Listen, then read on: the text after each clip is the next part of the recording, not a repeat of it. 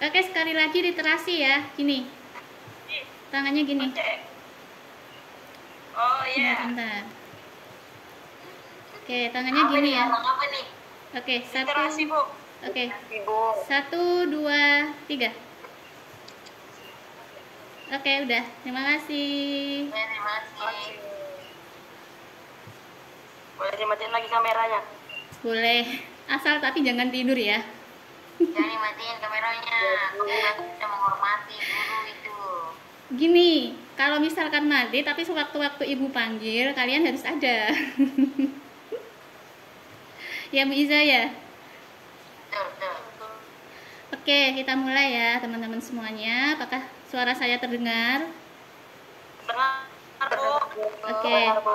Sebelumnya ini saya informasikan dulu ya teman-teman, di sini sedang hujan dan kalau hujan itu di sini rawan tiba-tiba sinyalnya off. Jadi nanti kalau misalkan di tengah kuliah kita itu tiba-tiba saya mati atau keluar, nanti saya mohon maaf ya, dan nanti tolong Bu Iza kalau misalkan saya tiba-tiba keluar untuk sementara dihandle teman-temannya karena ini sedang hujan. Begitu. Oke, teman-teman, saya izin share screen dulu ya.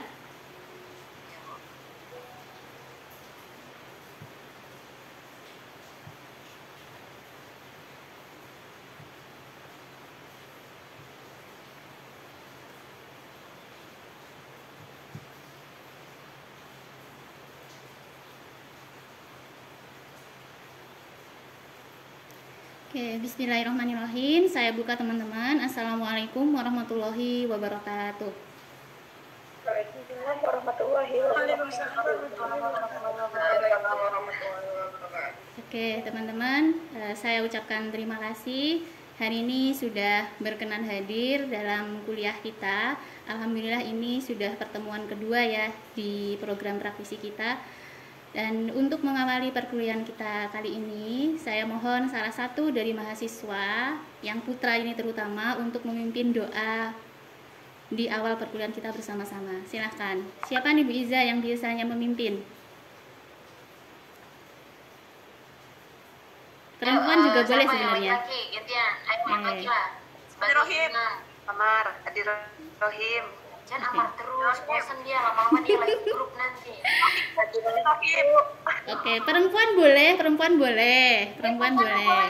Boleh. Ayo, Erinda yuk.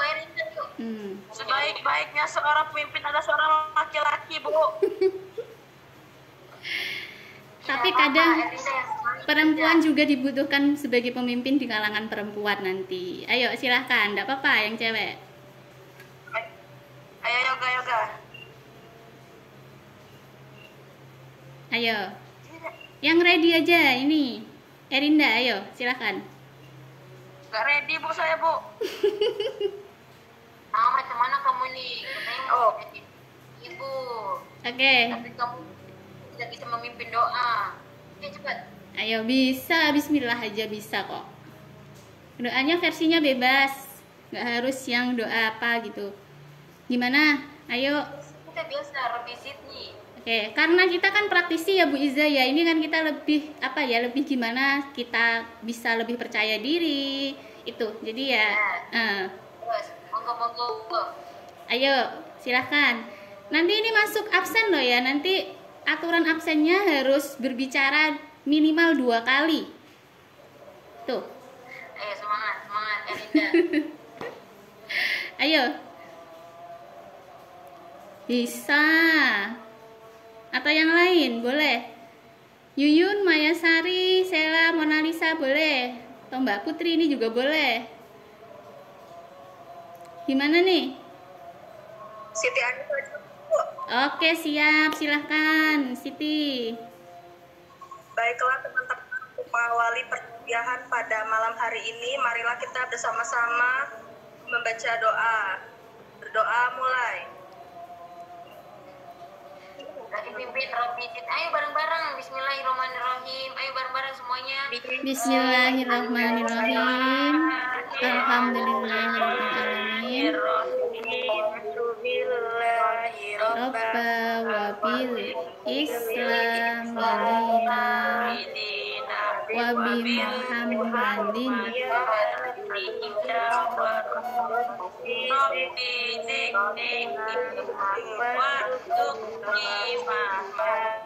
Waj'alni Robbal alamin. Beri salam pada cikgu. Assalamualaikum warahmatullahi wabarakatuh. Waalaikumsalam warahmatullahi wabarakatuh. Supaya nggak ngantuk ya teman-teman ya.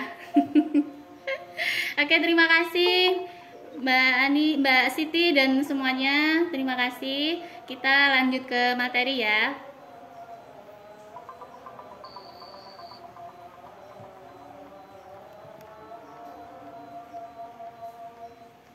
Oke teman-teman, kemarin kita sempat buat kesepakatan kelas, namun hanya ada beberapa. Di sini saya lengkapi beberapa perlengkapan kelas ini. Yang pertama, saya harapkan dalam kelas kita nanti itu kita mengutamakan tepat waktu atau kedisiplinan. Kemudian kita saling menghargai. Saling menghargai di sini ketika misalkan teman-teman tidak apa-apa untuk misalkan off kamera, tapi lebih utama kalau on kamera.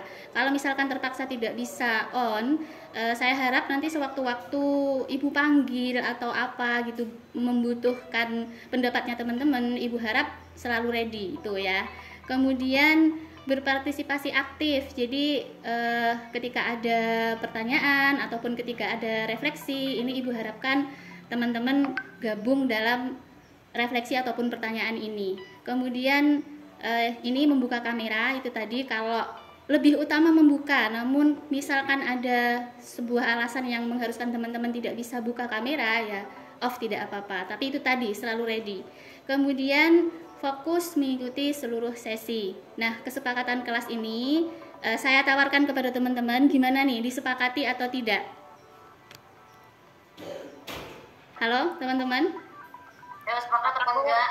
sepakat nggak? Sepakat dulu. Oke, sepakat. Nah, jadi di sini Boleh sih sambil rebahan, boleh. boleh banget. Asal nggak ketiduran ya. Oke, kemudian ini sifatnya bisa berubah ya teman-teman, sesuai dengan kebutuhan kita saja. Oke, lanjut. Nah, di sini ketentuan absensi.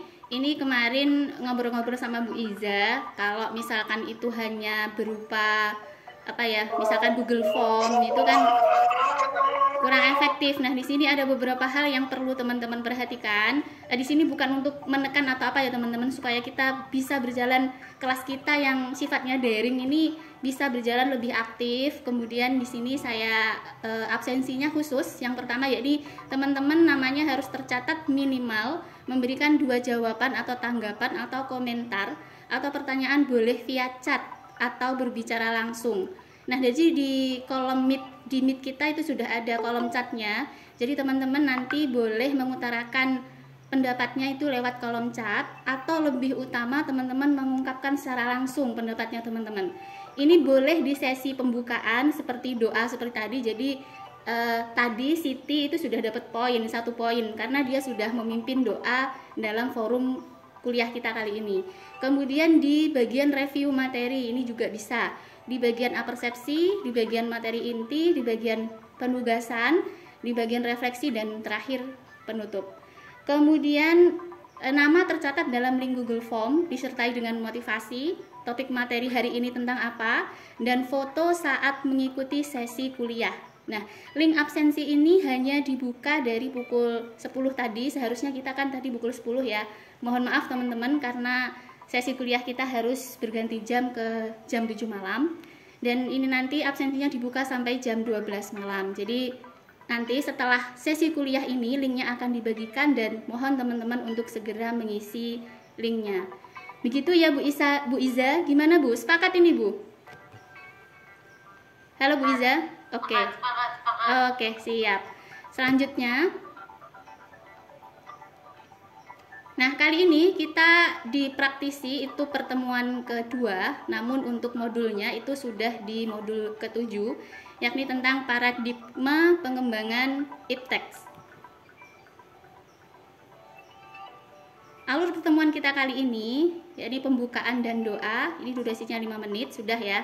Kemudian nanti akan ada tujuan, review apersepsi itu sekitar 10 menit kurang lebih. Kemudian materi inti kurang lebih 50 menit. Penugasannya nanti kurang lebih 15 menit. Refleksi, penutup, dan doa kurang lebih 10 menit.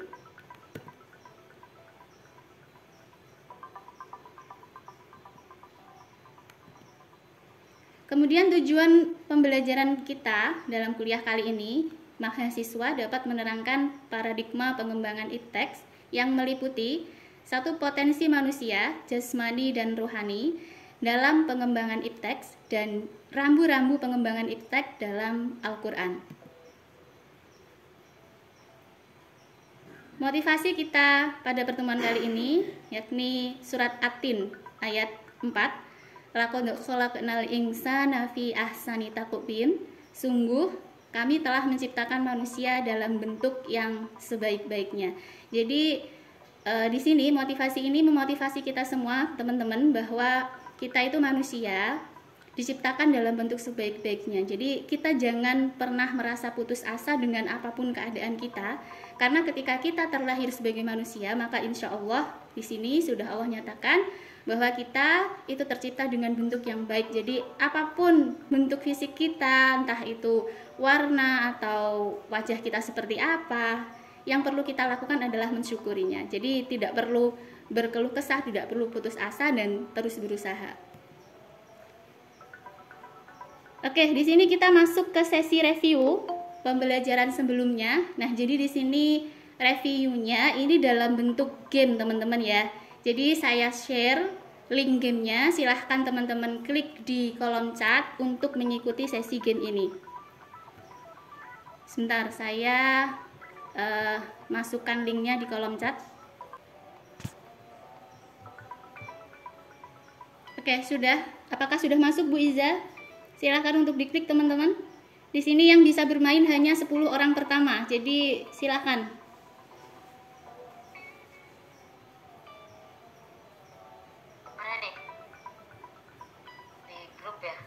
Di chat Bu. Oke, di sini sudah ada 7 pemain. 8. Kita tunggu 2 lagi ya Bu Iza. Ya. Karena ini minimal 10, hanya 10 peserta. Ayo 2 lagi. Yang laki-laki mana nih? Ayo. Oke, sudah 10. Kita mulai ya. Atau mungkin masih ada yang gabung kalau bisa. Gimana teman-teman? Apakah masih bisa? Oke, sepertinya memang hanya 10. Kita start untuk bermain. Udah full, Bu. Oke, udah silakan. Yang ini udah saya start, silakan untuk mulai bermain. Mohon bersabar. Yang lain nanti insya Allah kalau waktunya masih ada di sesi kedua ya. Yuk, yang pertama yuk kita mulai yuk. Oke, ini sudah. Silakan untuk dimulai teman-teman. Belum ada pergerakan.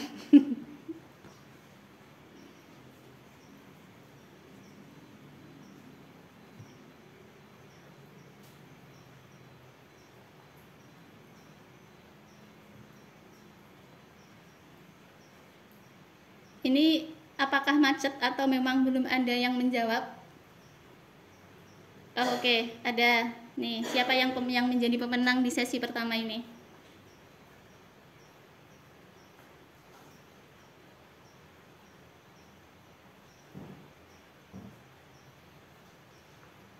Oke, hati-hati ya dalam menjawab, karena salah itu bisa turun.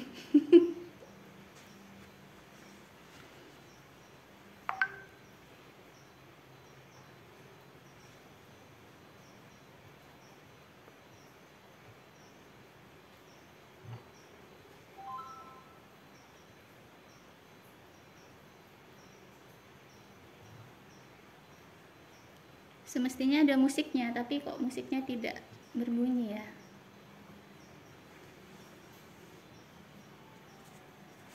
Oke, sudah ada pemenangnya sepertinya Bu Iza.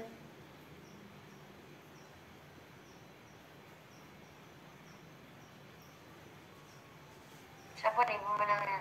Ada Didit Ardiansah. Oh iya, oke. Terus persaingan sangat ketat ya. Ayo Didit, semangat. Didit udah menang Bu itu Bu. Siapa tahu dia dikalahkan ini.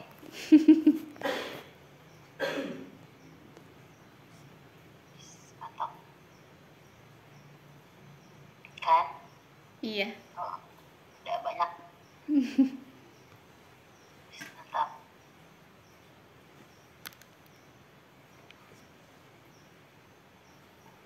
Oke, kita tunggu sampai semuanya selesai dalam menjawab.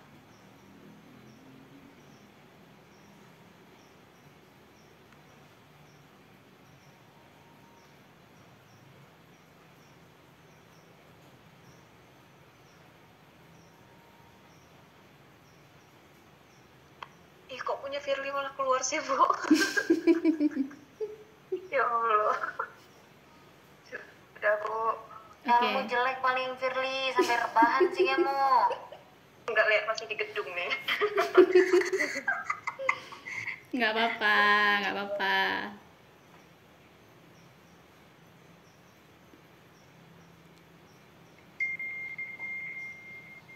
Bu, Erin menang, Bu.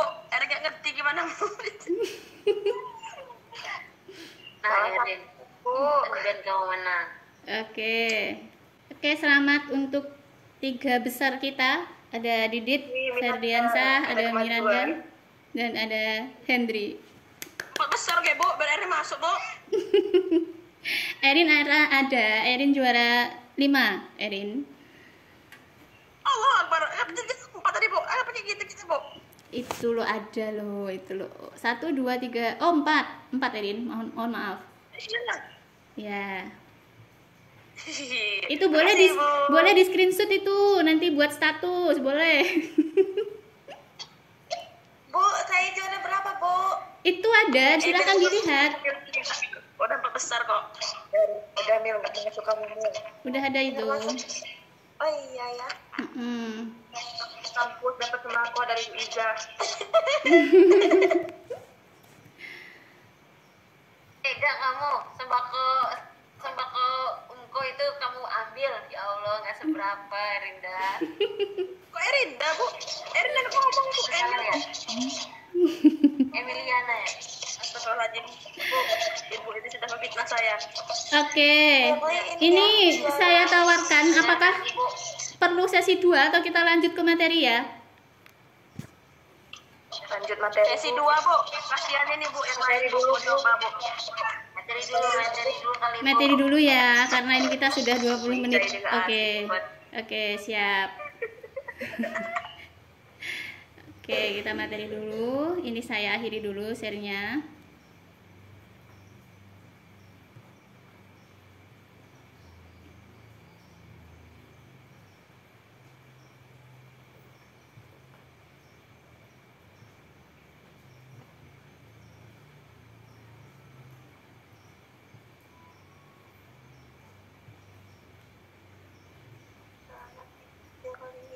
Oke, sudah muncul ya teman-teman. Halo, apakah sudah muncul? Muncul, Bu. Oke, terima kasih. Oke, siap. Ini sudah kita lewati tadi, kita lanjutkan dulu. Nah, sebenarnya game tadi itu isinya adalah tentang ini nih, teman-teman. Nah, ini Ibu minta tolong nih, salah satu nih yang baca nih review pembelajaran sebelumnya. Silahkan, siapa yang mau baca nih? Rinda, semangat. Ini saya Erinda, Bu.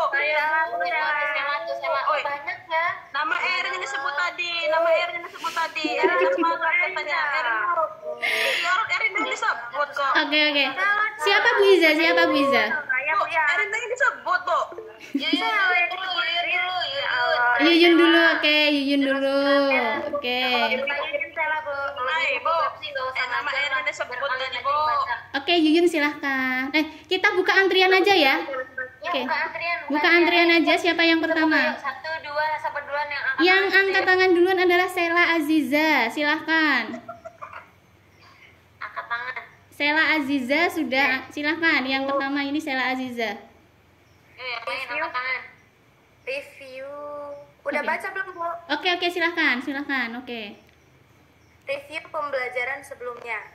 Hakikat ayat-ayat Allah adalah bukti-bukti kebenaran eksistensi dan kemahakuasaan Allah yang dijelaskan melalui wahyu yang diturunkan kepada Rasul Shallallahu Alaihi Wasallam yang dapat memaksa akal dan kesadaran manusia untuk menerima kebenarannya.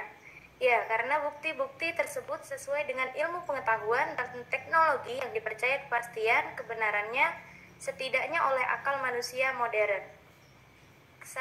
Kesatuan antara kauliyah dan kauniyah, yakni keduanya merupakan sumber ilmu pengetahuan karena keduanya adalah sama-sama objek bacaan, telaah, kajian, dan berpikir yang sangat luas dan kaya. Koneksi antar keduanya, yakni ilmu pengetahuan, dirumuskan berdasarkan pengetahuan yang dihasilkan oleh pengalaman empiris, diyakini sebagai kebenaran alami yang merupakan ketentuan Allah atau sunatullah, ayat kauniyah, yang dipadukan dengan kebenaran yang berasal dari informasi, wahyu yang dianggap sebagai bukti kebenaran yang diturunkan Allah kepada para rasulnya dalam bentuk wahyu atau ayat kauliyah. Oke, terima kasih Sela Aziza. Ya Bu, sama-sama. Oke, ini adalah review materi kita kemarin teman-teman yang mungkin kemarin sibuk bikin kue ya. Kita ingat-ingat kembali, hari ini udah nggak ada yang bikin kue kan? Bu Erin, enggak Bu? Oke, siap. Sabar, Erin. Oke, sabar, nanti masih banyak kesempatan kok, tenang aja. Lanjut. Nah, kita masuk ke apersepsi ya, teman-teman. Paradigma pengembangan ipteks. Berdasarkan tinjauan ideologi, terdapat 3 jenis paradigma pengembangan ipteks. Yang pertama, paradigma sekuler. Memandang agama dan ipteks tidak bisa mencampuri dan mengintervensi yang lainnya. Yang kedua, paradigma sosialis. Dari ideologi sosialisme yang menafikan eksistensi agama sama sekali. Agama itu tidak ada hubungan dan kaitan apapun dengan ipteks. Ipteks bisa berjalan secara independen dan lepas secara total dari agama. Paradigma ini mirip dengan paradigma sekuler, tapi lebih ekstrim. Jadi mirip-mirip dengan sekuler ya teman-teman, tapi sosialis di sini itu dia lebih ekstrim lagi. Pelepasannya antara keagamaan dengan ipteks. Kemudian paradigma Islam. Nah, memandang bahwa agama adalah dasar dan pengatur kehidupan. Akidah Islam menjadi basis dari segala ilmu pengetahuan. Akidah Islam yang terwujud dalam apa-apa yang ada dalam Al-Quran dan Al-Hadis menjadi kaidah fikriyah, landasan pemikiran, yaitu suatu asas yang di atasnya dibangun seluruh bangunan pemikiran dan ilmu pengetahuan manusia. Jadi otomatis di sini yang kita pakai itu adalah paradigma Islam ya teman-teman, di mana Islam ini selalu merangkul berbagai bidang dan selalu menjadi satu kesatuan. Di situ yang menjadi dasar agar apa yang dikembangkan ini tetap berada di jalur yang sesuai Allah kehendaki dan Allah ridhoi. Kemudian lanjut. Masih terkait apersepsi, pengembangan ipteks erat kaitannya dengan potensi yang dimiliki manusia. Menurut kalian, potensi apa yang dimiliki manusia sehingga mereka bisa memungkinkan untuk mengembangkan ipteks dibandingkan dengan makhluk lain ciptaan Allah? Utarakan pendapatku dengan raise hand, kemudian berbicara langsung atau ketikkan jawabanmu pada kolom chat. Siapa nih yang mau berpendapat? Silahkan. Ini ada angkat tangan, silahkan. Putri Amalia, silahkan.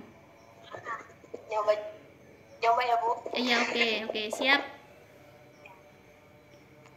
Menurut saya mengapa iptek erat kaitannya dengan potensi yang dimiliki manusia, yang dimana manusia itu berbeda dengan makhluk lainnya, yang dimana manusia diciptakan oleh yang Maha Kuasa yaitu Allah, memiliki akal pikiran, yang dimana kan iptek itu kan ilmu pengetahuan tentang teknologi ya Bu ya. Oke. Nah, dimana dengan kita menjalankan teknologi itu kan harus dengan adanya akal atau pengetahuan yang harus kita libatkan. Nah, oleh karena itulah di mana manusia itu mempunyai potensi yang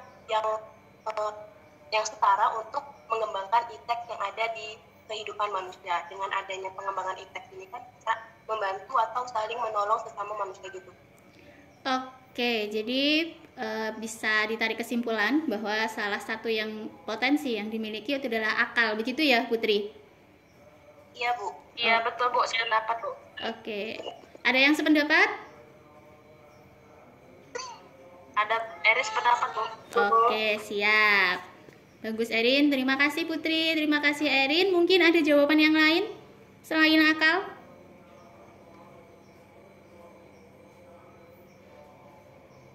Oke, saya kasih clue. Kalian mencintai dengan apa? Hati, Bu. Nah, itu. Selain hati pakai apa lagi? Fisik, Bu. Secara fisik. Body shaming. Feeling, Bu, feeling. Oh, rasa ya, rasa, feeling. Ada tadi yang jawab fisik. Oke, coba tadi jawab. Kan bisa masuk poinnya kan? Kalau gini kan jadi nggak masuk poinnya. Kami harus dikasih clue dulu, Bu. Baru Kami ini harus dikasih pancingan dulu, Bu. Oke, dikasih pancingan ya. Selamat malam Amar, kemana kok baru muncul? Oke. Terima kasih ya. Tadi berarti sudah ada akal, kemudian hati, kemudian fisik. Nah, itu semua memang potensi-potensi yang dimiliki manusia untuk bisa mengembangkan iptek itu sendiri. Kita lanjut dulu.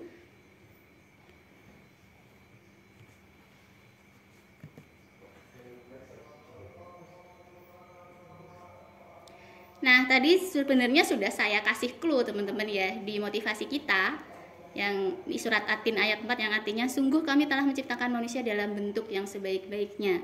Kelebihan manusia dibanding makhluk lain diciptakan dalam bentuk yang sebaik-baiknya, diberi fisik yang mampu berdiri tegak, lengkap dengan panca indera, kemudian diberi akal dan hati nurani sebagai kelebihan daripada makhluk lain seperti tumbuhan, binatang, bahkan makhluk gaib seperti setan. Nah, mungkin setan lebih pintar ya, tapi setan ini dia tidak punya hati untuk bisa mengelola kepintarannya sehingga kepintarannya itu bisa bermanfaat buat dirinya. Oke, lanjut dulu. Potensi manusia dalam pengembangan iptek. Dalam Islam, manusia diciptakan dan dilahirkan ke muka bumi ini dengan mengemban 2 tanggung jawab besar yang harus ditunaikannya selama masa hidupnya di dunia ini. Kedua tugas tersebut apabila dilaksanakan dengan baik, maka akan menjadi sebab kebahagiaannya pada kehidupan berikutnya, dan sebaliknya, apabila kedua tugas tersebut tidak dilaksanakan dengan baik, maka akan menjadi sebab kesengsaraannya pada kehidupan berikutnya atau di akhirat nanti. Kedua tugas tersebut sekaligus adalah tujuan diciptakannya manusia. Yang pertama yakni untuk beribadah kepada Allah, terdapat dalam surat Al-Zariyat ayat 56, dan sebagai khalifah di muka bumi terdapat dalam surat Al-Baqarah ayat 30. Nah, di sini saya membutuhkan 2 teman mahasiswa untuk berkenan membacakan dari 2 ayat ini. Silahkan, siapa yang berkenan?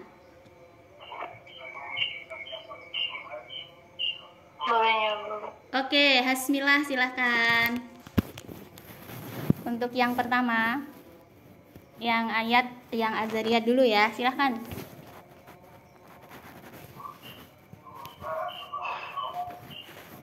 A'udzubillahi minasyaitonirrajim. Bismillahirrahmanirrahim. Wa ma khalaqtul jinna wal insa illa liya'budun. Artinya aku tidak menciptakan jin dan manusia melainkan agar mereka beribadah kepadaku. Oke, terima kasih Hasmillah, suaranya bagus sekali. Urutannya juga bagus sekali. Keren. Ada yang berikutnya untuk surat Al-Baqarah ayat 30. Di sini yang sudah angkat tangan ada Putri Amalia, silahkan.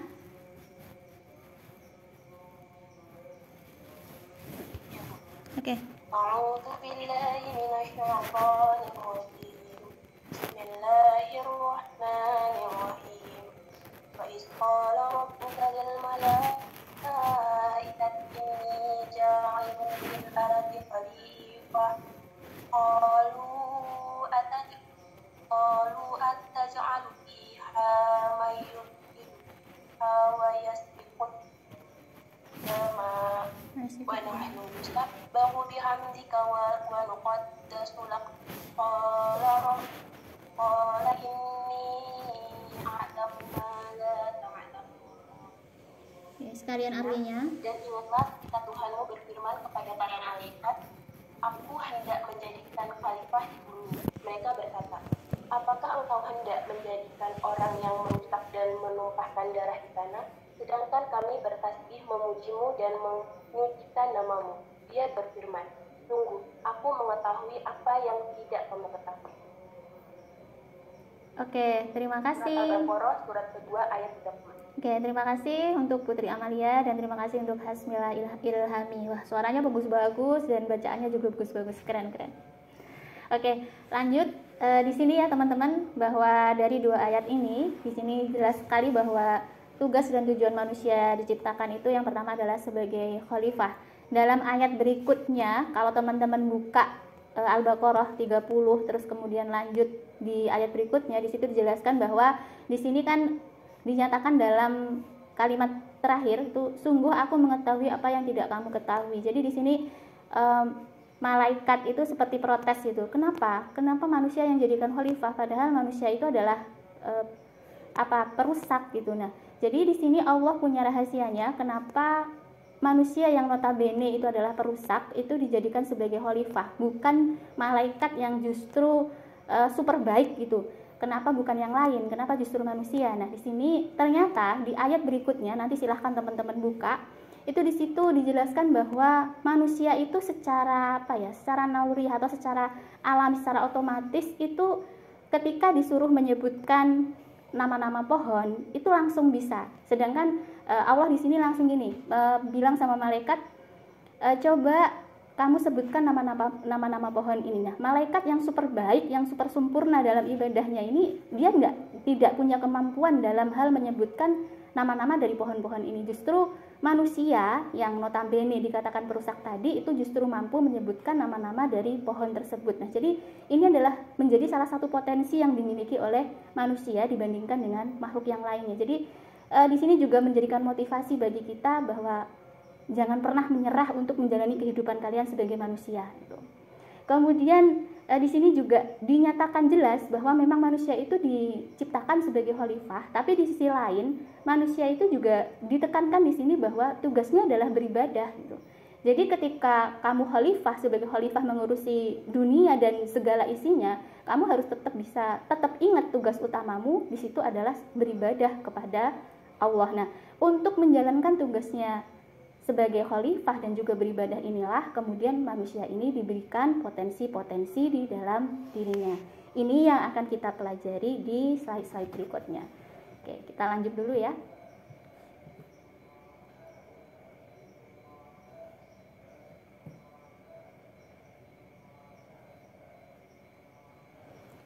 Manusia diciptakan oleh Allah sebagai penerima dan pelaksana risalah dan agama Allah sehingga ia ditempatkan pada kedudukan yang mulia. Potensi-potensi yang diberikan oleh Sang Pencipta kepada manusia pada dasarnya merupakan petunjuk atau hidayah yang diperuntukkan bagi manusia agar dengan potensi-potensi tersebut ia dapat melakukan sikap hidup yang serasi dan sesuai dengan hakikat penciptaannya. Sebagaimana tugas dan tujuan penciptaan tersebut, manusia dibekali potensi. Oke, di sini saya membutuhkan bantuan dari mahasiswa. Silahkan untuk membacakan slide yang ini. Silahkan, siapa yang mau membacakan?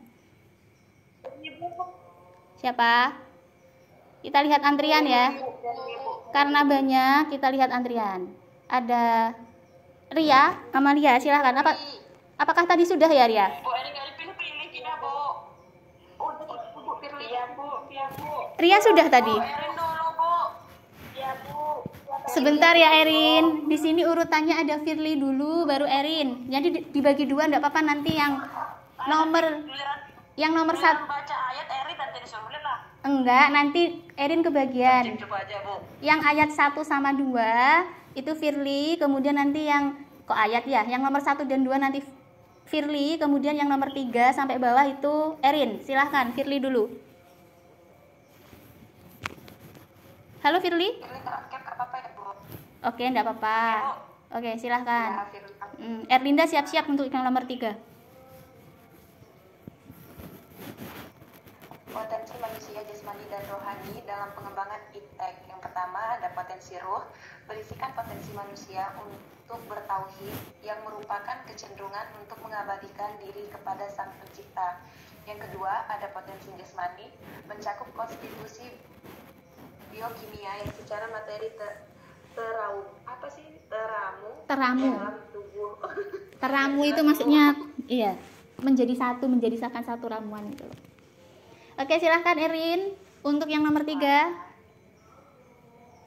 Terima kasih, Bu. Oke, siap. Nomor 3, potensi rohani berupa konstitusi non materi yang terintegrasi dalam jiwa, termasuk ke dalam naluri penginderaan, intuisi, bakat, kepribadian, intelek, perasaan, akal, dan unsur jiwa yang lainnya. Pendapat yang lain umum, potensi manusia dapat diklasifikasikan menjadi 2, yaitu potensi jasmani dan potensi rohani. Oke, sama-sama Erin, Firly, terima kasih ya sudah membacakan. Yang dari di sini teman-teman, menurut Rahmat itu potensi yang dimiliki manusia itu ada 3, ruh, jasmani, kemudian juga rohani. Nah, ruh itu adalah potensi manusia untuk bertauhid, keinginan kita, kecenderungan kita untuk selalu dekat kepada Tuhan, membutuhkan pertolongan Tuhan, itu adalah bagian dari potensi ruh ini. Kemudian jasmani ya seperti yang kita lihat, panca indera kita, fisik kita, tubuh kita itu adalah jasmani. Kemudian untuk rohani itu adalah sifat-sifatnya yang non materi, sesuatu yang tidak terlihat ya teman-teman, seperti yang ada di dalam jiwa kita, seperti penginderaan, kemudian intuisi, bakat, kepribadian, perasaan, akal. Nah, itu adalah unsur-unsur rohani yang tidak terlihat tapi ada dalam diri kita. Nah, kemudian secara umum dari ketiga potensi ini, pendapat yang paling umum itu ada 2 potensi yang ada di dalam diri manusia. Yang pertama yaitu potensi jasmani dan potensi rohani. Kita lanjut dulu.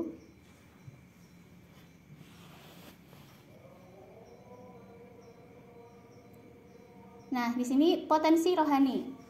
Beberapa ahli pendidikan menguraikan potensi rohani manusia secara lebih terperinci ke dalam beberapa bagian. Misalnya pendapat Imam Al-Ghazali yang menyatakan bahwa potensi rohani manusia itu terdiri dari 4 unsur pokok, yaitu roh, qalb, nafs, dan akal.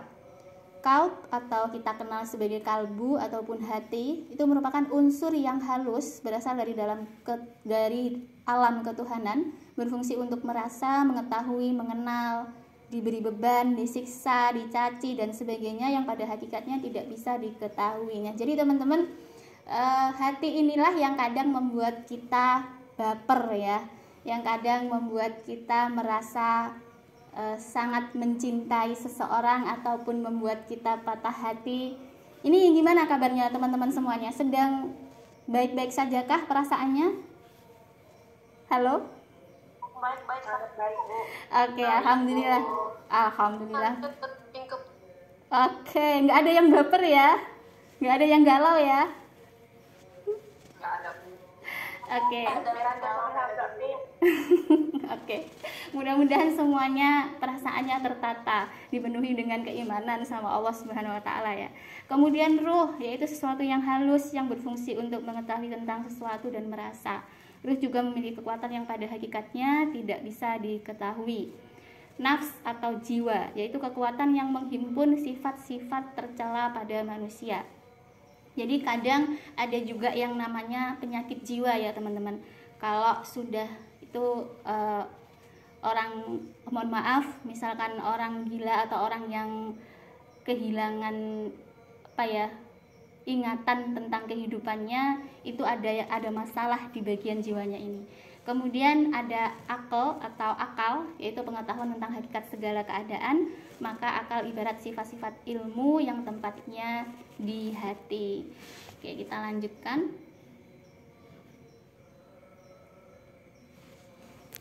Sebagian pendapat seperti Muhaimin dan Abdul Mujib membagi potensi rohani manusia menjadi 3 bagian. Nah, jadi kalau Al-Ghazali tadi membaginya menjadi 4, di sini ada pendapat lain, yakni dari Muhaimin dan Abdul Mujib itu menjadi 3, teman-teman.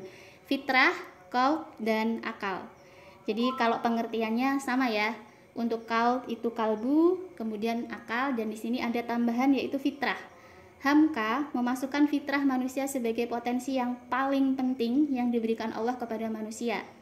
Kata fitrah dimaknai sebagai rasa asli murni yang berada dalam jiwa setiap manusia yang belum dipengaruhi oleh faktor-faktor yang lain, yaitu jiwa yang mengakui adanya Tuhan yang memiliki kekuasaan tertinggi alam raya ini. Fitrah tumbuh bersama akal, bahkan Hamka mengatakan bahwa fitrahlah yang menumbuh suburkan akal di dalam diri manusia. Dalam konteks ilmu pengetahuan, fitrah manusia dimaknai sebagai potensi atau kemampuan dasar yang mendorong manusia untuk melakukan serangkaian aktivitas dengan alat yang disebutkan sebagai gazirah, yaitu hati, jasad, dan akal, yang menunjang pelaksanaan fungsi kekhalifahan di muka bumi.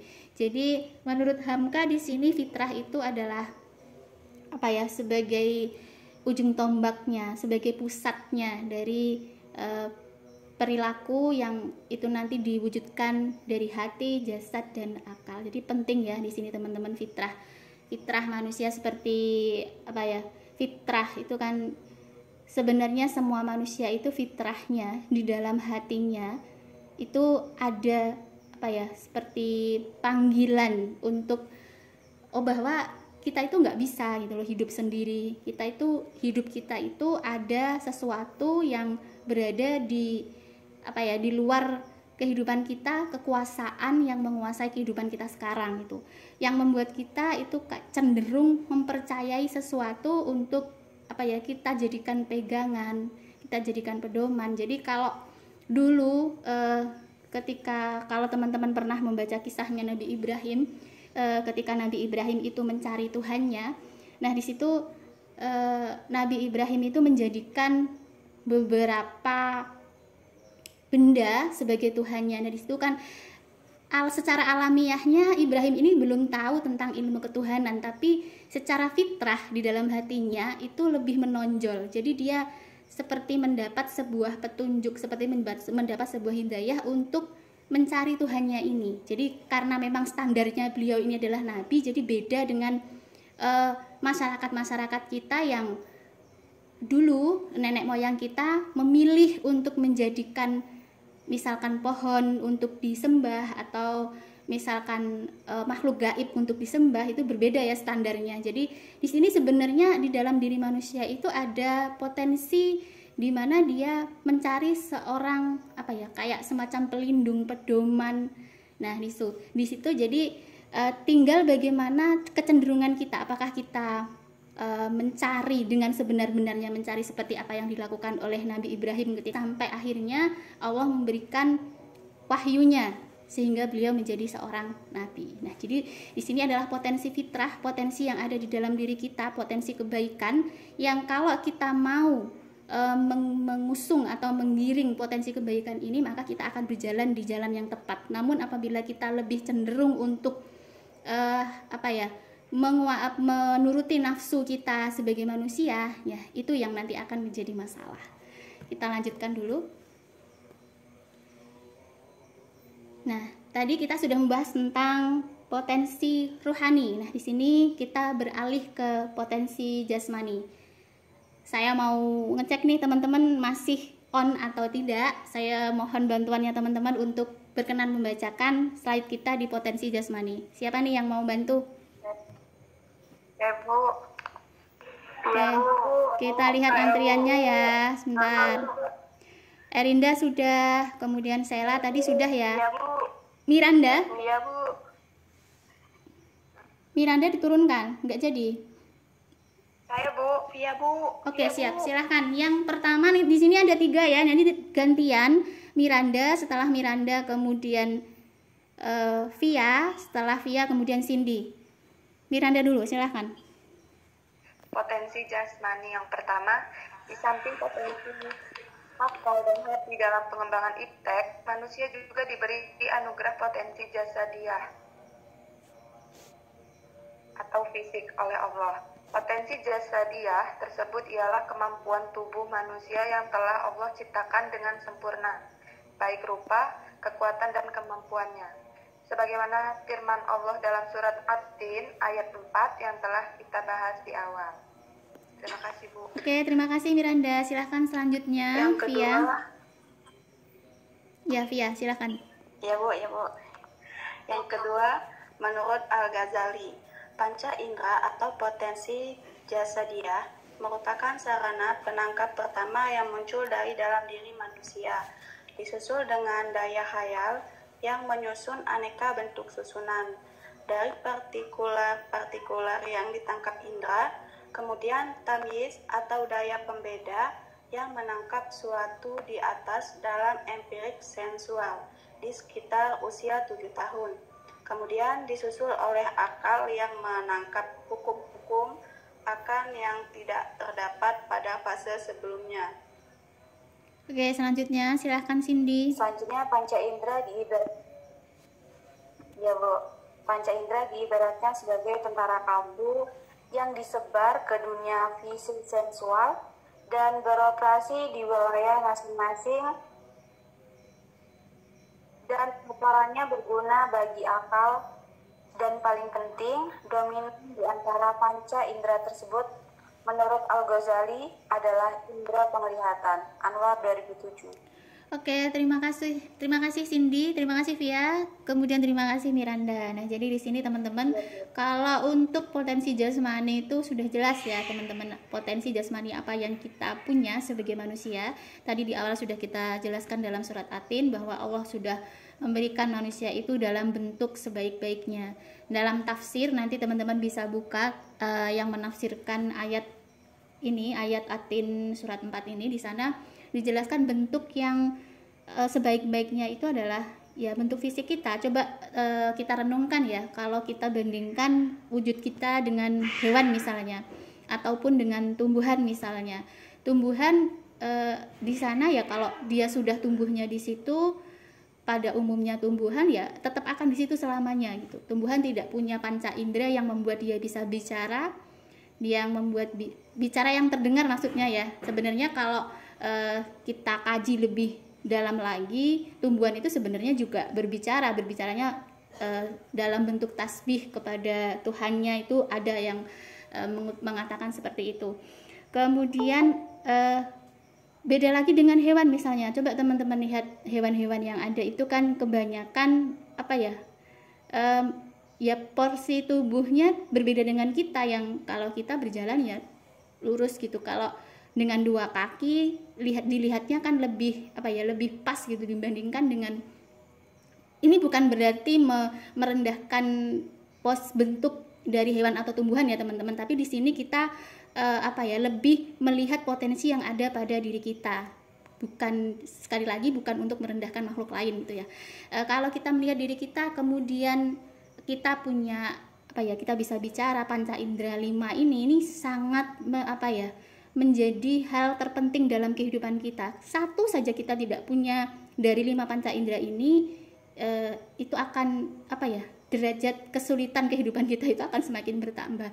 Misalkan kalau Allah ambillah salah satu, misalkan mata, coba teman-teman bayangkan apa yang terjadi dalam kehidupan kita ketika kita tidak punya mata, atau apa yang terjadi dalam kehidupan kita kalau misalkan tiba-tiba, ini ya bukan apa-apa, maksudnya ini hanya sebagai perumpamaan ya teman-teman, tiba-tiba misalkan kecelakaan misalnya, atau kemudian kita tidak bisa jalan atau gimana, amit-amit tapi ya teman-teman, itu kan di sini kita renungkan bahwa oh ternyata potensi yang sudah Tuhan kasih sama kita itu luar biasa banget. Itu satu aja kita kehilangan dari panca indera ini akan sulit kehidupan kita. Jadi di sini apa ya teman-teman, dengan potensi jasmani yang sesempurna ini, sebaik ini, maka mari kita untuk memanfaatkan apa yang sudah kita punya ini dengan sebaik-baiknya, termasuk dalam mengembangkan iptek itu sendiri.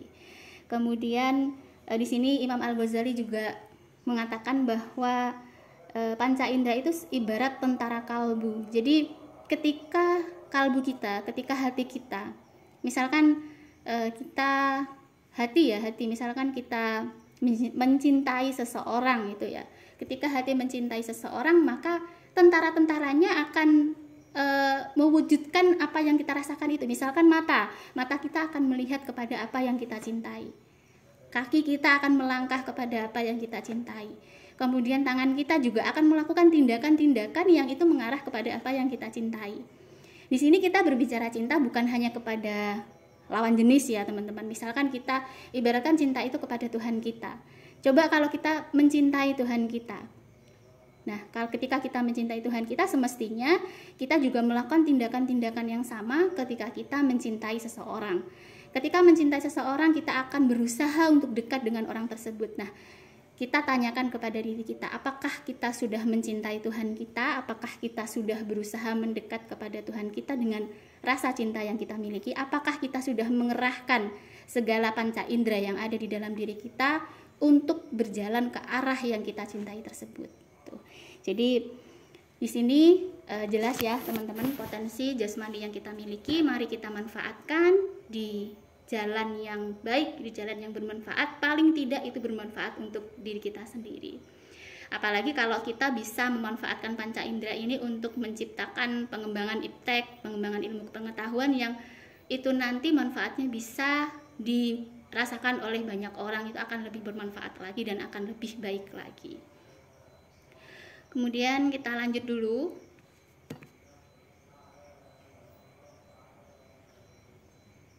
Nah, tadi kita sudah berbicara tentang potensi jasmani dan rohani. Kemudian sekarang kita lanjut ke perkembangan potensi jasmani dan rohani.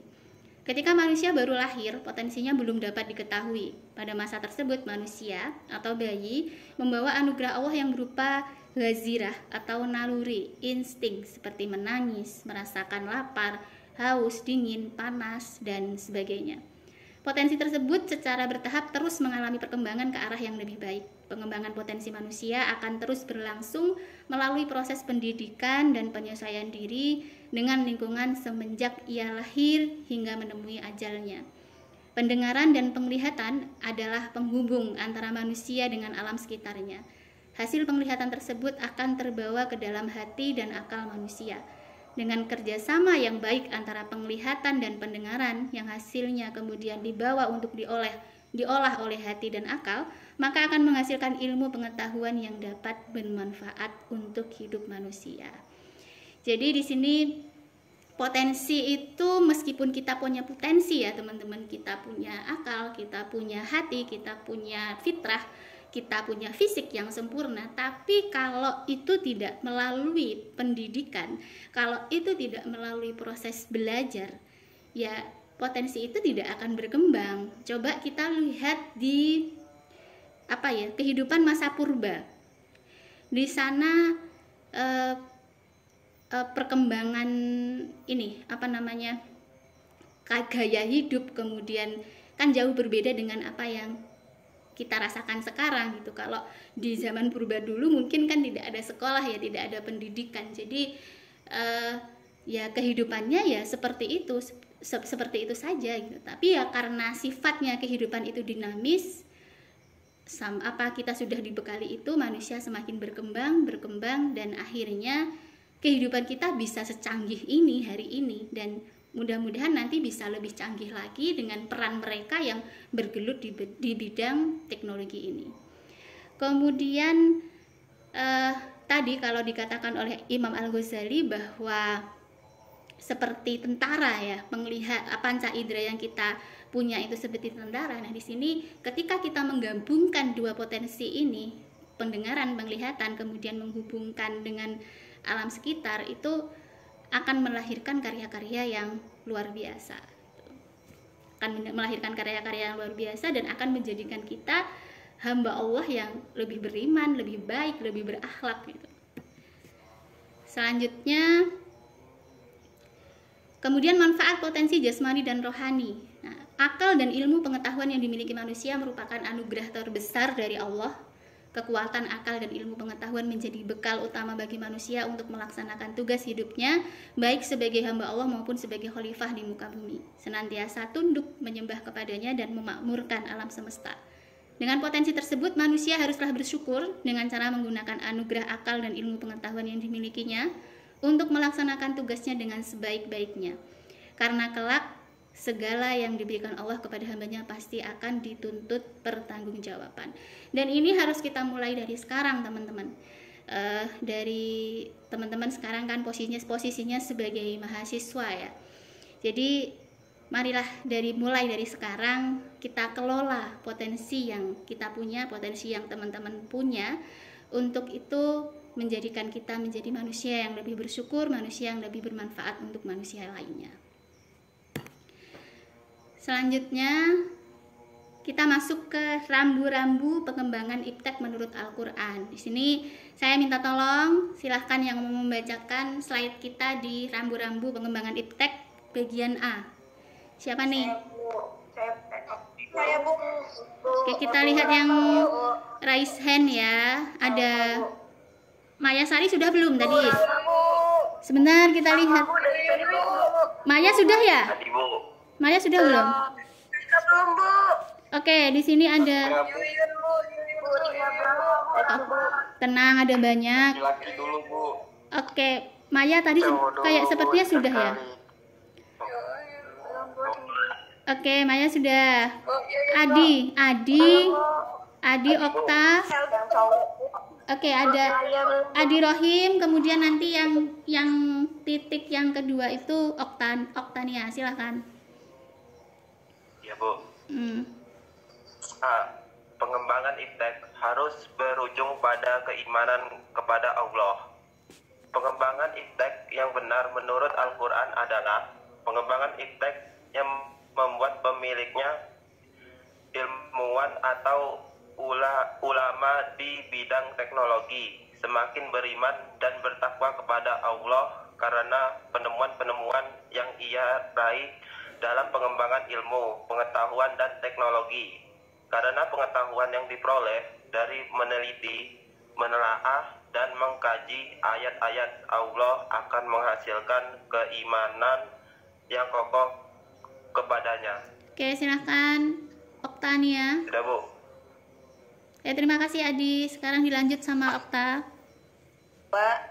Dengan adanya keimanan dalam pengembangan iptek, maka seorang ilmuwan akan berusaha sekuat kemampuannya untuk memelihara diri dari penggunaan ilmu pengetahuan dan teknologi yang bertentangan dengan syariah Islam, menggunakan teknologi yang dikuasai untuk kemanfaatan kehidupan dan juga untuk mencegah kerusakan di muka bumi.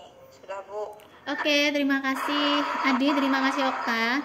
Jadi rambu-rambu pengembangan iptek yang pertama itu pengembangan iptek harus berujung pada keimanan kepada Allah.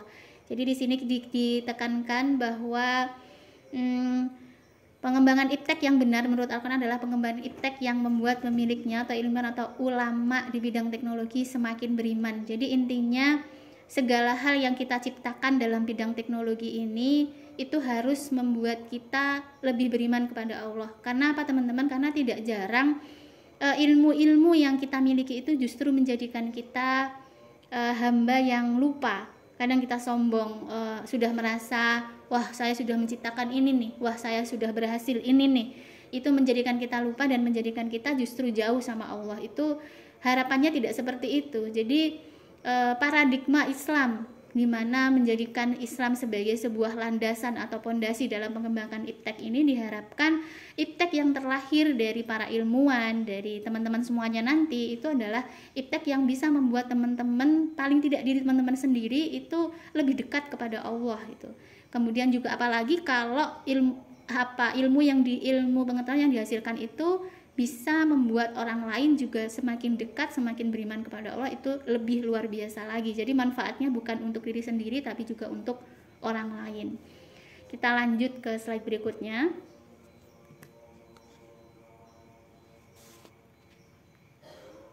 Di sini yang kedua, pengembangan iptek harus didasari akhlak yang mulia. Nah, jadi seorang muslim diwajibkan mencari ilmu pengetahuan, baik itu ilmu agama maupun itu ilmu sains. Jadi tolabul ilmi faridatun ala kulli muslimin wal muslimat, itu ya teman-teman hadisnya yang sangat familiar itu. Jadi di sini ditekankan bahwa menuntut ilmu itu adalah sebuah kewajiban bagi kita, baik bagi kita muslim, baik itu laki-laki maupun perempuan. Kemudian perintahnya ini tidak hanya di dalam hadis, di dalam Al-Quran juga sudah banyak sekali yang memerintahkan kita untuk menuntut ilmu, untuk belajar. Bahkan wahyu yang pertama yang turun untuk Nabi Muhammad itu berbunyi Iqra, bacalah. Nah, jadi di sini kita bisa mengambil pelajaran, kita bisa mengambil hikmah bahwa kita memang memiliki kewajiban untuk menuntut ilmu ini. Kemudian ilmu pengetahuan yang wajib dimiliki seorang yang berilmu tidak berarti apapun tanpa adanya amal soleh dan kesempurnaan akhlak. Jadi ketika ilmu itu tidak menjadikan kita manusia yang beramal soleh, menjadikan manusia yang baik dalam akhlak, itu ya sia-sia, percuma gitu. Jadi semua ilmu itu baik, semua pengetahuan, baik itu ilmu agama, ilmu pengetahuan ataupun ilmu yang lain, ilmu sosial dan yang lainnya itu baik dalam tanda kutip ketika ilmu itu bisa menjadikan kita seseorang yang lebih beriman, seseorang yang lebih beramal soleh dan memiliki akhlak yang baik. Nah, disitulah ilmu itu menjadi ilmu yang bermanfaat dan juga baik. Kemudian menurut Al-Qardawi, ilmu yang tidak menghasilkan ketakwaan dalam arti memelihara diri dari siksaan Allah dengan mengikuti segala perintahnya dan menjauhi segala larangannya, dan rasa takut kepada Allah adalah ilmu yang tidak ada nilainya, karena rusaknya kehidupan disebabkan oleh rusaknya akal dan moral manusia. Oleh karena itu Al-Quran mengancam keras terhadap orang-orang yang mengkhianati ilmunya, misalnya dengan cara menukarkan kejujuran ilmiah dengan kesenangan duniawi, mencampurkan kebenaran dengan kebatilan, serta menyembunyikan kebenaran padahal mereka mengetahui. Jadi hati-hati ya teman-teman bagaimana kita bersikap dengan ilmu yang sudah kita miliki. Nanti teman-teman semuanya mudah-mudahan bisa lulus dengan cum laude di akhir masa kuliahnya dan bisa mengemban tugasnya, bisa memanfaatkan ilmunya di jalan kebaikan. Jangan sampai tergiur untuk belok ke arah yang itu tidak direstui atau tidak diridhoi oleh Allah. Selanjutnya kita lanjut dulu ke bagian C. Pengembangan iptek harus sesuai dengan prinsip kemaslahatan dalam syariah Islam. Secara umum, para ulama usul fikih mengelompokkan maslahah menjadi dua bentuk, yakni pertama maslahah ukhrawi yang berkaitan dengan masalah akidah dan ibadah. Kedua, maslahah duniawi yang berkaitan dengan masalah muamalah. Nah, jadi di sini meskipun demikian pengelompokan tersebut oleh sebagian ulama dianggap kurang tepat karena dalam setiap perbuatan manusia selalu terkait dengan keduanya, yaitu usaha untuk meraih kemaslahatan dunia dan akhirat. Jadi pendefisian yang terpisah ini sebenarnya adalah satu kesatuan. Ketika kita fokus pada duniawi misalnya, itu tidak terlepas dari akhirat itu sendiri, karena apa yang kita jalani hari ini itu akan bersambung teman-teman. Ibarat sinetron ya, ibarat drama Korea, itu kan biasanya ada season 1, season 2. Nah, kehidupan kita juga seperti itu. Kehidupan kita di dunia itu diawali ketika kita berada di alam kandungan, kemudian kita terlahir di dunia, itu nanti akan bersambung di alam berikutnya, di alam kubur, kemudian di alam nanti ketika kita dibangkitkan dari kubur, kemudian kita dihisab, kita ditimbang amalnya, kemudian kita menerima hasil dari timbangan itu, kita masuk surga atau kita masuk neraka, itu bersambung. Jadi lanjut, kalau kehidupan kita di dunia itu adalah tempat kita mencari bekal. Kalau kita sudah benar langkahnya di dunia ini, itu akan mempermudah langkah-langkah kita di alam-alam berikutnya. Tapi kalau di alam ini kita sudah misalkan akhlak kita kurang baik, atau kita sudah lewat dari jalur yang Allah kehendaki, Allah restui, ya itu nanti akan membuat kita sulit di kehidupan berikutnya. Oke, kita lanjut dulu ya. Pengembangan iptek masih terkait dengan prinsip kemaslahatan. Terkait dengan pengembangan iptek, maka pengembangan tersebut harus sesuai dengan kemaslahatan hidup manusia dan tidak boleh bertentangan dengannya. Pengembangan teknologi kedokteran yang berguna untuk menyelamatkan banyak orang dari kematian, baik karena penyakit maupun karena kecelakaan misalnya, harus didukung dan dimaksimalkan. Sebaliknya, pengembangan ilmu pengetahuan dan teknologi yang mengarah kepada kemudorotan kehidupan manusia dan makhluk hidup di muka bumi harus dilarang. Misalnya adanya teknologi persilangan antara manusia dan anjing. Teknologi seperti ini di samping tidak bermanfaat juga akan merusak tatanan kehidupan di masyarakat. Berarti ini ilmu pengetahuan yang dimiliki oleh si peneliti ini sudah lewat jalur, berarti dia hanya mengejar apa yang menjadi kesenangannya saja dan melewati batas-batas yang tidak diperbolehkan oleh agama. Kemudian yang poin terakhir, adapun pengembangan teknologi yang di satu sisi mengandung kemaslahatan tetapi di sisi lain mengandung kemudorotan, maka pengembangannya maupun penggunaannya harus dibatasi dengan berbagai persyaratan dan peraturan yang harus dipatuhi. Misalnya pengembangan dan penggunaan teknologi nuklir jika dimanfaatkan sebagai sumber energi yang bermanfaat bagi manusia maka diperbolehkan. Tetapi jika digunakan untuk senjata pemusnah massal maka harus dilarang karena berbahaya bagi banyak kehidupan di muka bumi. Itu tadi terkait dengan rambu-rambu pengembangan iptek menurut Al-Qur'an.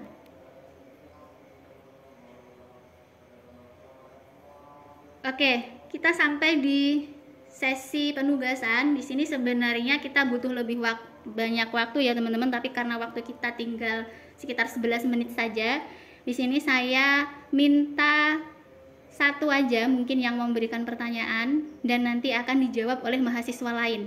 Adakah yang berkenan untuk memberikan pertanyaan? Bu. Ya, Bu. Tanya, Bu. Iya, Bu. Oke, pertanyaan. Siapa? Rahma, silakan Rahma. Iya, Bu. Ya, Bu. Ibu Firly mau nanya. Oke, sebentar. Salah, Bu. Rahma dulu, nggih Rahma dulu. Iya, Bu. Rahma siap? Amar Bu. Lah. Gimana Rahma? Belum ada Rahma. Ini saya lihatnya berdasarkan antrian ya teman-teman. Iya, Bu. Salah, Bu. Oke. Bu. Ama sudah. Hilga mau tanya? Saya, Bu. Oke, silahkan Hilga. Hilga atau Miranda, Bu. Oke, Miranda masih di list bawah ya, yang angkat tangan ya. Sebentar. Saya, Bu. Salah, Bu. Bu Firly. Hilga tidak ada Hilga. Nggak ada, Bu. Oke, Miranda, kalau gitu silahkan. Izin bertanya, Bu. Faktor penyebab maju ataupun kemundurannya pengetahuan iptek bagi umat manusia, bagi umat Islam itu apa saja ya, Bu? Faktor, sebentar, saya tulis dulu ya. Makasih. Penyebab maju ataupun kemundurannya pengetahuan iptek bagi umat Islam. Sebentar, belum ini masih loading. Oke, silahkan Firly diulang ya pertanyaannya, gimana Fir? Halo? Faktor penyebab Miranda. maju. Oh, Miranda, maaf. Miranda, Bu. Iya, mohon maaf Miranda. Faktor Penyebab penyebab maju ataupun kemundurannya kemundurannya pengetahuan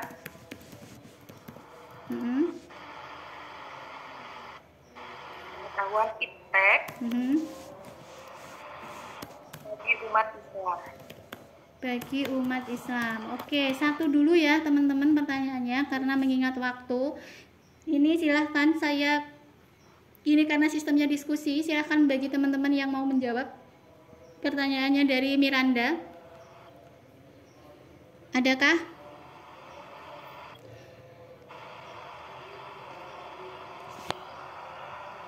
Sela, Bu, mau coba menjawab. Oke, silahkan Sela.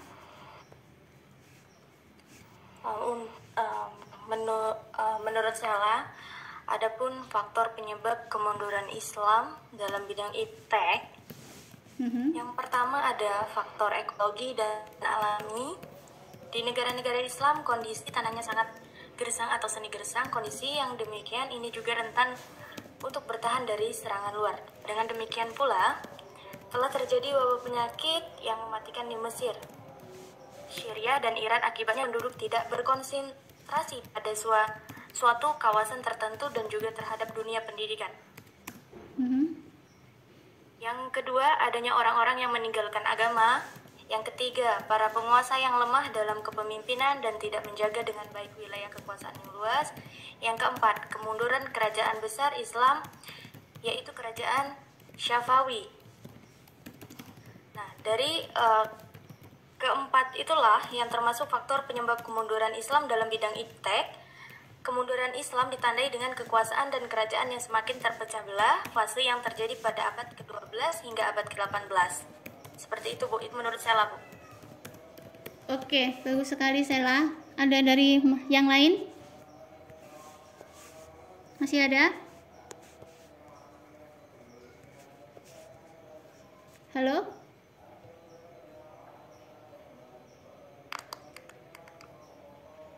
Adi, silahkan.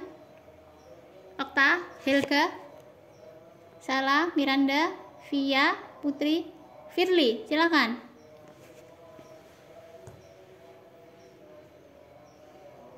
Gimana? Udah nggak ada ya berarti ya, diam soalnya. Karena mengingat waktu, jadi kita cukupkan untuk diskusi singkat kita. Jadi di sini ada pertanyaan tadi dari Miranda. Faktor penyebab maju atau kemunduran pengetahuan iptek bagi umat Islam sudah dijelaskan dengan sangat rinci oleh Sela, yakni faktor penyebabnya adalah faktor ekologi dan alami, kemudian di mana terkait di sana tanahnya yang gersang, kemudian rentan serangan, penyakit. Nah, kemudian juga orang meninggalkan agama, pemimpin yang lemah, kemunduran kerajaan Islam.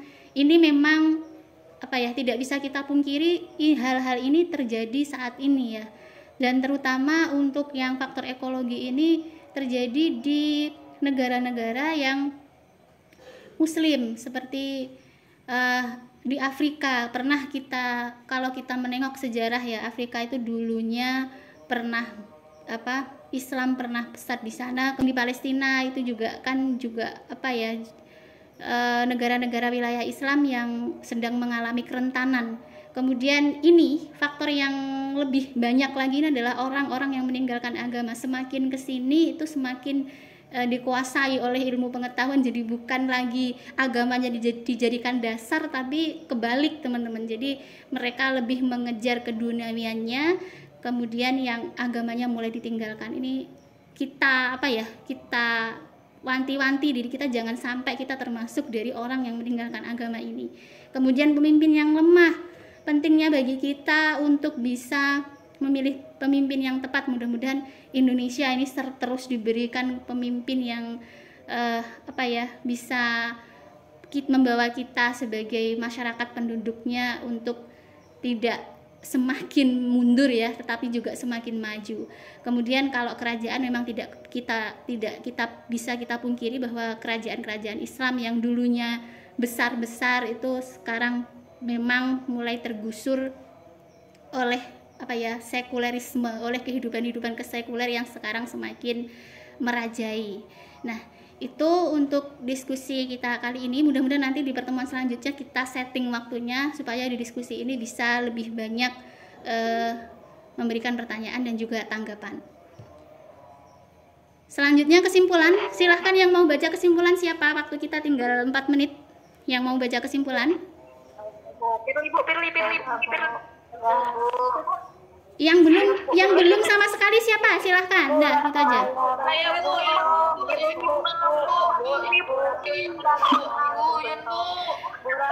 Yuyun. Putri Santika silahkan. Putri Santika silahkan. Iya, Bu. Oke. Oke. Enggak apa-apa, Enggak apa-apa, gantian. Oke, silakan, sudah muncul ya? Kecil-kecil, enggak kelihatan. Kelihatan, Bu. Oke, silakan. Kegedean, Bu. Apa bagi dua? Oke, boleh bagi dua silakan. Yang satu Putri, yang satu siapa? Amar Putri, Bu. Coba Bu, sekali-kali Bu, kami pernah coba Bu. Oke, Amar. Yuyun dulu terus Amar. Siapa tadi kok Yuyun? Putri dulu terus Amar. Putri silahkan Putri. Putri silahkan. Putri silahkan. Kesimpulan. Iya, Ibu. Oke. Kesimpulan. Potensi akal pikiran dalam perkembangan imteks berfungsi untuk membaca dan mengamati fenomena-fenomena alam semesta. Potensi hati untuk menghayati, merenungi, merasakan dan mengimani kebesaran dan kekuasaan Allah di dalam menciptakannya. Sementara potensi jasadia atau fisik diibaratkan sebagai tentara kalbu yang disebar ke dunia fisik sensual dan berkooperasi di wilayahnya masing-masing dan laporannya berguna bagi akal. Terima kasih, Bu. Oke, terima kasih Putri. Silahkan Amar selanjutnya. Amar ya Bu ya? Iya, silakan. Ya, kesimpulan Ya, yang silakan. kedua, rambu-rambu pengembangan iptek, yaitu pertama, pengembangan iptek harus berujung pada keimanan kepada Allah Subhanahu wa taala. Kedua, yaitu pengembangan iptek harus didasari akhlak yang mulia. Dan yang ketiga, pengembangan iptek harus sesuai dengan prinsip kemaslahatan dalam syariah Islam. Oke. Terima kasih Ibu. Terima kasih Amar, terima kasih Putri. Jadi itu kesimpulannya, tidak perlu Ibu ulang ya teman-teman. Kita lanjut ke refleksi terakhir.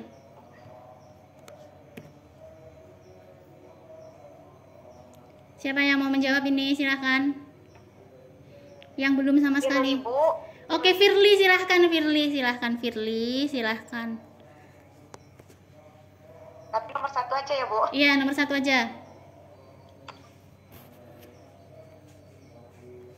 Selama belajar sama Ibu, Firly merasakan senang, Mhm. tak bosan. Oke. Oke. Mudah-mudahan terus seperti itu ya ke depan ya. Dan yang lain juga seperti itu.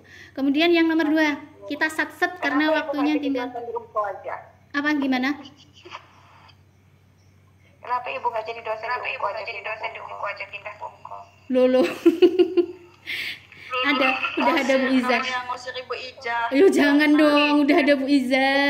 Di sini anak-anakku banyak. Oke, yang nomor 2. Yang nomor 2 silahkan siapa? Saya Bu, Sela Bu. Oke, Sela silahkan. Hal baik yang sudah saya pelajari hari ini, Sela dapat mengetahui bagaimana potensi diri manusia yang berkaitan dengan perkembangan ilmu pengetahuan dan teknologi. Oke, bagus sekali. Terima kasih Sela. Untuk yang nomor 3 silahkan. Halo. Hal yang belum saya pahami. Kalau nggak ada kita skip ke nomor 4. Nggak ada? Bu. Oke, silahkan. Siapa? Amar Bu. Tindakan saya Bu, Ria dulu Bu. Ria dulu Ria. Silahkan Ria. Ya, Bu. Tindakan yang akan saya lakukan setelah belajar materi ini untuk kedepannya lebih memahami lagi, lebih memanfaatkan ilmu mungkin Bu ya yang memang sudah didapat malam ini. Oke. Terima kasih Ria. Jadi lebih memanfaatkan ilmu yang sudah didapatkan. Oke. Ada lagi Ria? Sudah?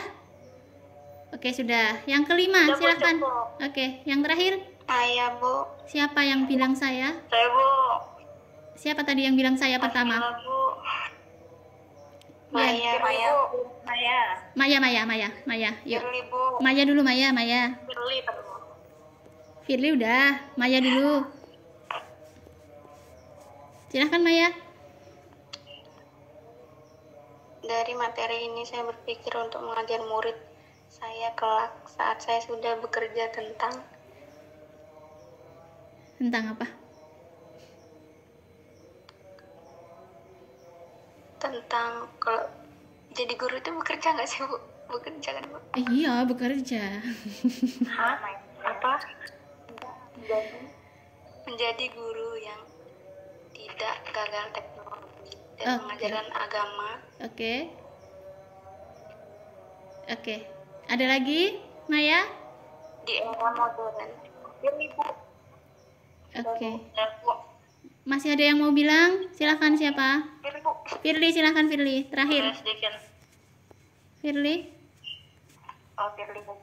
Nah, dari materi ini saya berpikir untuk mengajar murid saya kelak saat saya sudah bekerja tentang ilmu agama Islam yang dimana mungkin banyak manusia yang kurang bersyukur atas nikmat Allah, dan saya akan mengajar di mana untuk anak murid saya untuk mengajari mereka untuk lebih bersyukur lagi atas segala nikmat Allah, terutama ciptaannya seperti kita. Oke, bagus sekali penutupan dari Firly. Bagaimana nanti ilmu yang sudah kita dapatkan hari ini itu bisa bermanfaat untuk orang lain. Oke, kita sudah berada di akhir sesi ya teman-teman. Saya mengucapkan terima kasih kepada teman-teman semuanya yang sudah berkenan hadir dalam kuliah kali ini. saya ada salah-salah kata, saya mohon maaf.